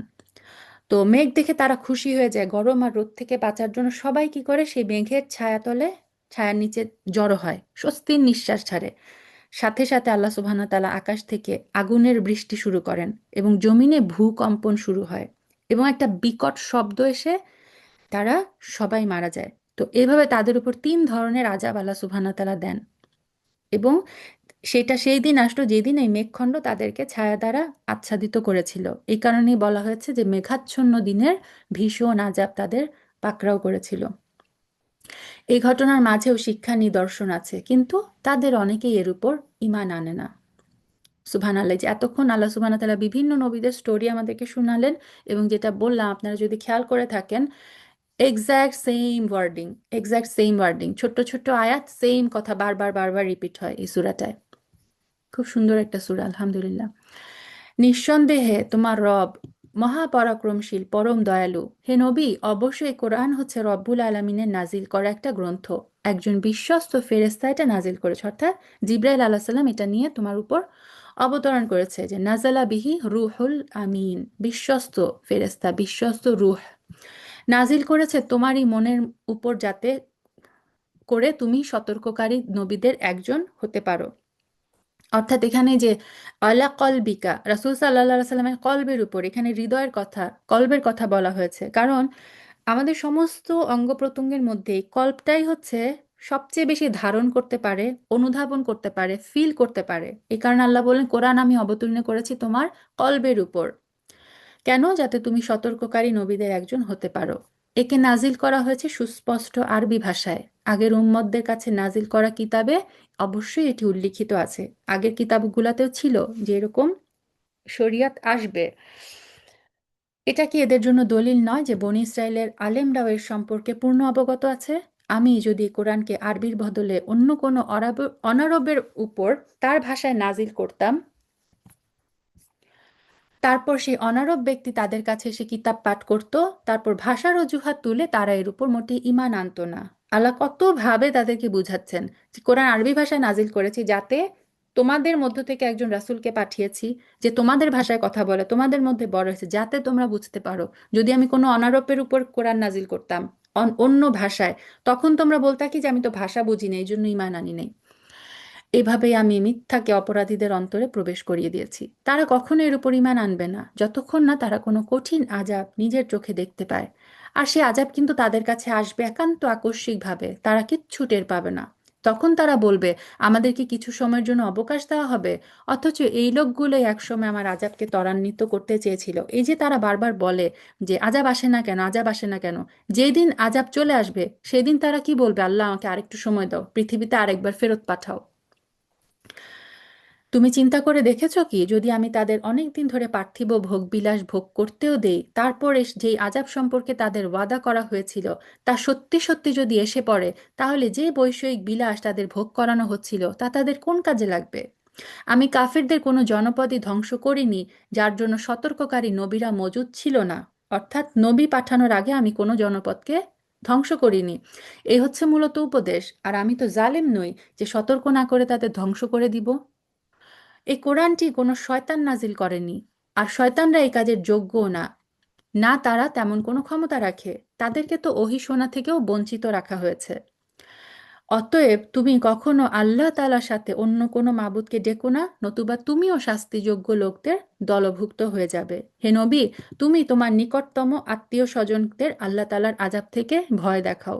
অর্থাৎ শুধুমাত্র আহ, নবীর যে এই দাওয়াত, এটা শুধুমাত্র সমাজের সবার জন্য তোমার আত্মীয় স্বজন বাদ থাকবে তা না, তুমি তোমার নিকটতম আত্মীয় স্বজনকেও এই আল্লাহর আযাব থেকে ভয় দেখাও, এবং তোমার সমস্ত জাতিকে।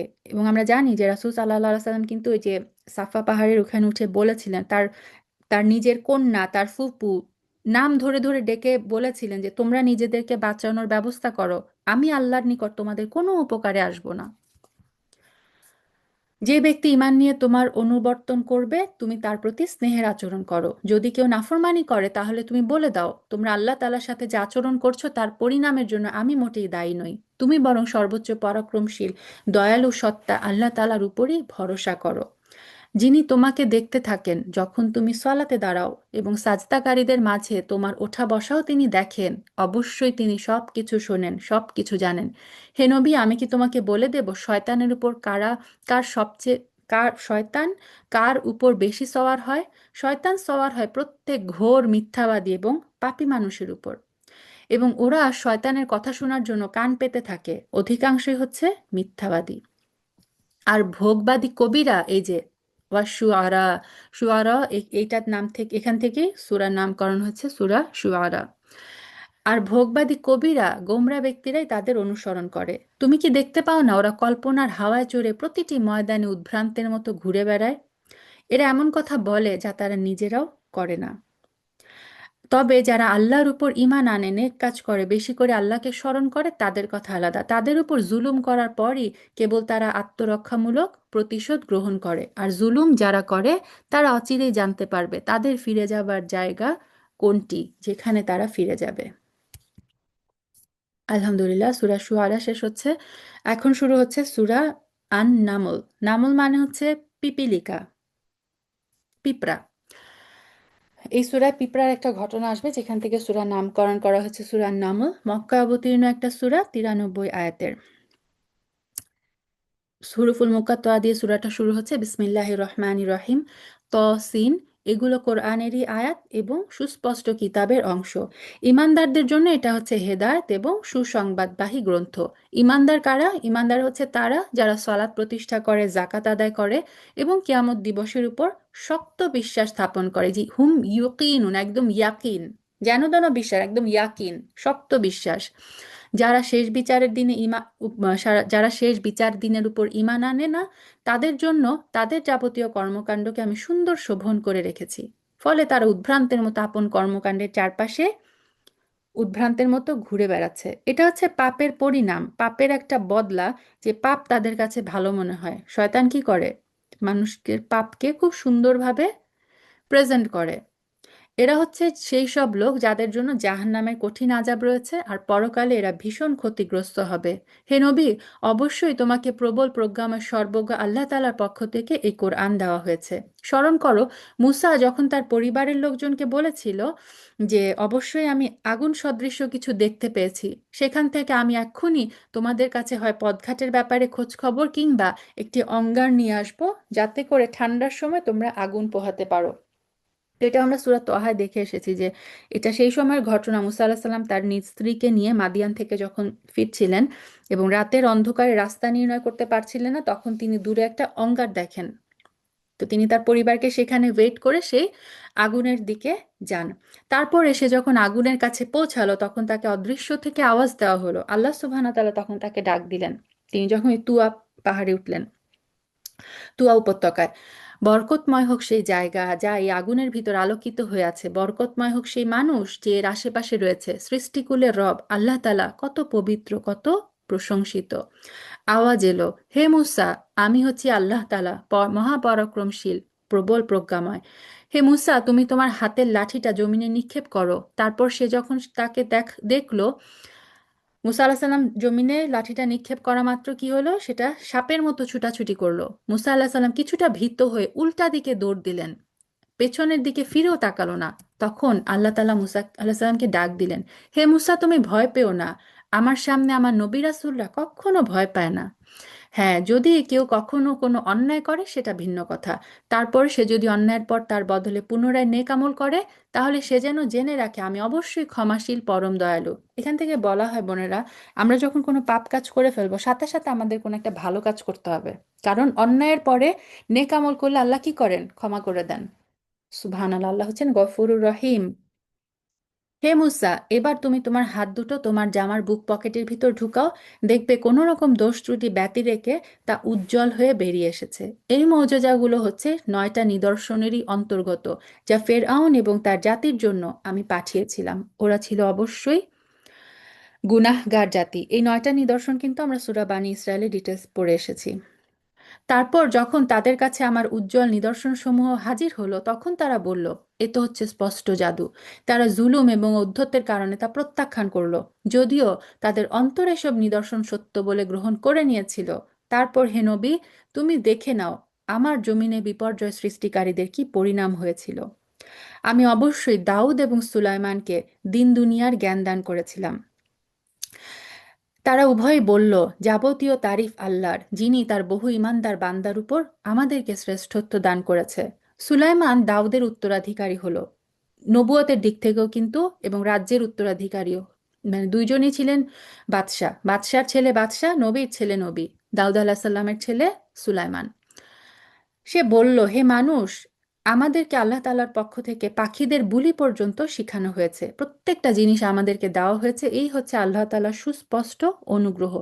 সুলাইমান আলাইহিস সালাম সমস্ত জীবজন্তুর ভাষা তিনি বুঝতে পারতেন, এবং এখানে স্পেশালি পাখিদের কথা বলা হয়েছে, কারণ ফাথুল কাদিরে এসেছে যে তাকে ছায়া দেওয়ার জন্য পাখিরা সবসময় তার সাথে থাকতো। সুবহানাল্লাহ। সুলাইমানের কাজ করে দেওয়ার জন্য মানুষ, জিন এবং পাখিদের মধ্য থেকে বিশাল এক বাহিনী সমবেত করা হয়েছিল। এরা আবার বিভিন্ন বুর্জে সুবিন্যস্ত ছিল। তো সুলাইমান আলাহ সাল্লামকে আল্লাহ সুবহানাহু ওয়া তাআলা এমন এক সাম্রাজ্য দান করেছিলেন যেটা তিনি আর কাউকে দেন নাই। এটাও তার দোয়ার প্রেক্ষিতেই সুলাইমান আলাহ সাল্লাম দোয়া করেছিলেন, আল্লাহ সেই দোয়া কবুল করেছিলেন। তো সুলাইমান আলাহ সাল্লামের আধিপত্য শুধু মানুষের উপর না, জিন, সমস্ত জীবজন্তু, পশু পক্ষীর উপরে ছিল, এমনকি বাতাসও তার অধীনস্থ ছিল।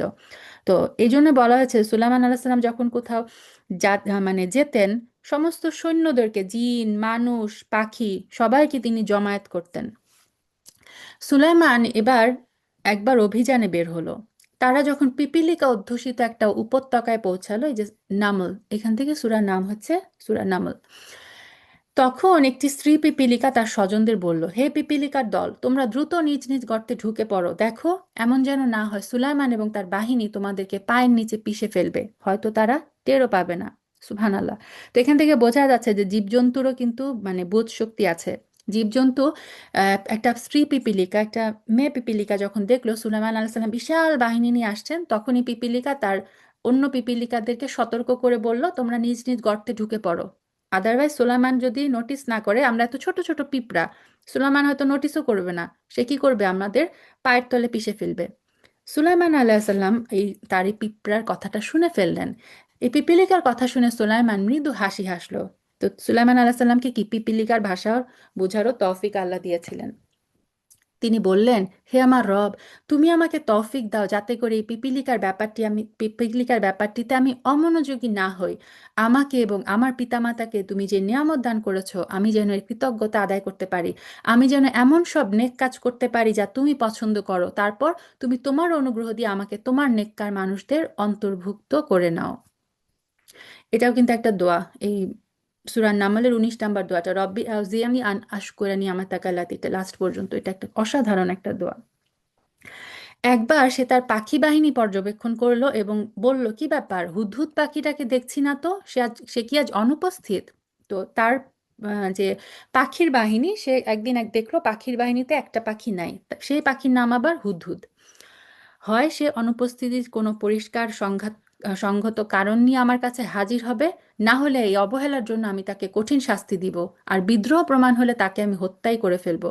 তো এই খোঁজাখুঁজির পরে হুদহুদ পাখিকে যখন খোঁজাখুঁজি করা হচ্ছে, বেশ কিছু সময় অতিবাহিত হয়নি, এর মধ্যেই হুদহুদ পাখিটা আসলো, এসে বলল, হে বাদশাহ, আমি এমন এক খবর জেনেছি যা তুমি এখনো অবগত হওনি। আমি তোমার কাছে সাবা জাতির একটা নিশ্চিত খবর নিয়ে এসেছি, আর এটাই হচ্ছে আমার অনুপস্থিতির কারণ। তো এই হুদহুদ পাখি সাবার জাতির একটা খবর তার কাছে এসেছে, সেই খবরটা এনে তার মালিক, তার বাদশাহ সুলাইমানকে জানাচ্ছে। আমি এই সাবাতে এক রমণীকে দেখেছি, তাদের উপর সে রাজত্ব করছে, অর্থাৎ সাবার রানী। দেখে মনে হলো তাকে দুনিয়ার সব কয়টি জিনিসই বুঝি দেওয়া হয়েছে। তো সাবার রানীর বিশাল সাম্রাজ্য ছিল, তদুপরি তার রয়েছে বিরাট একটা সিংহাসন। স্পেশাল একটা সিংহাসন ছিল এই সাবার রানী, কেউ কেউ বলেছেন তার নাম ছিল বিলকিস।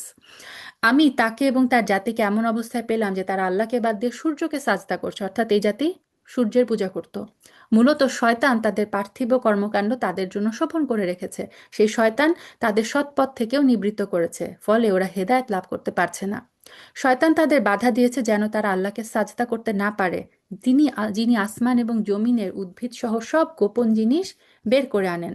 তিনি জানেন তোমরা যা কিছু গোপন করো, যা কিছু প্রকাশ করো। আল্লাহ ব্যতীত কোনো মাবুদ নাই। তিনিই হচ্ছেন মহান আরশের অধিপতি। এই আয়াতটা হচ্ছে সাজদার আয়াত।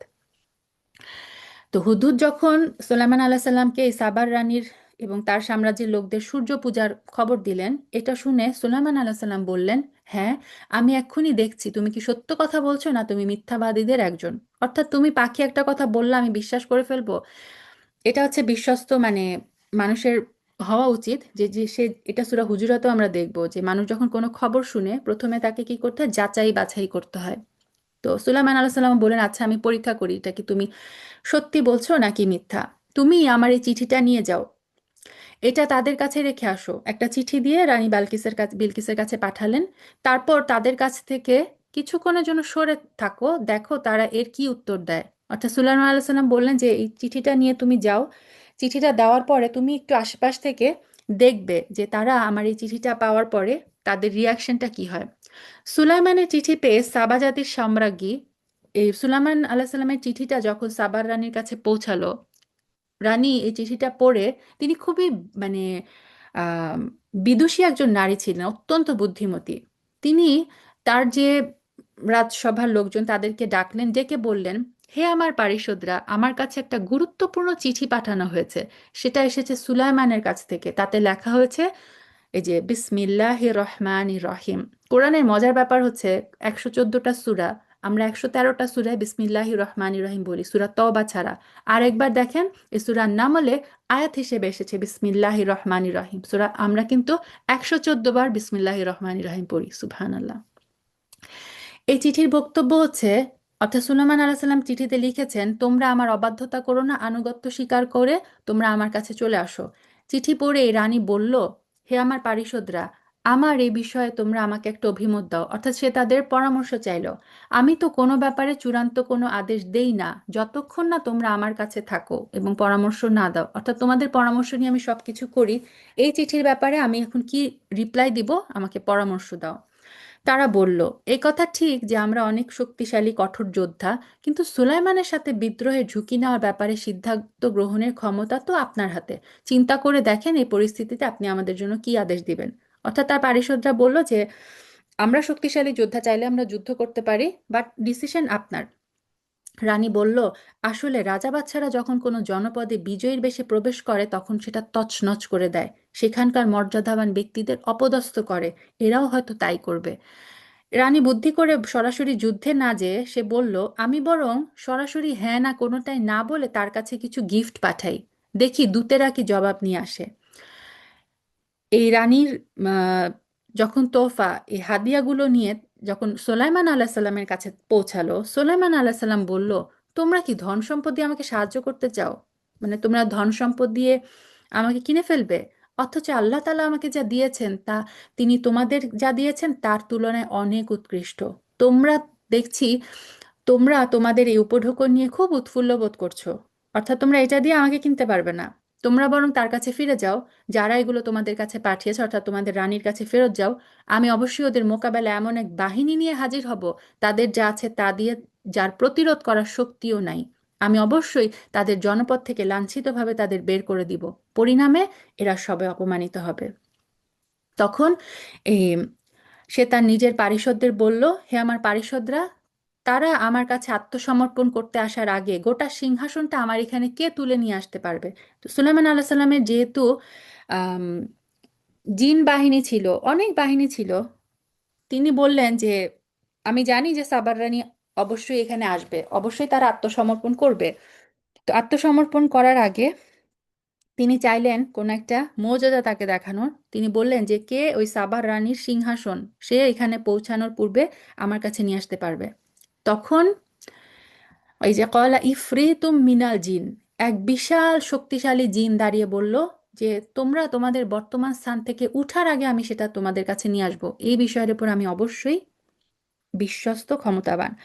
তো এই বায়তুল মাকদিসে ছিল সুলাইমান আলাহ সাল্লাম।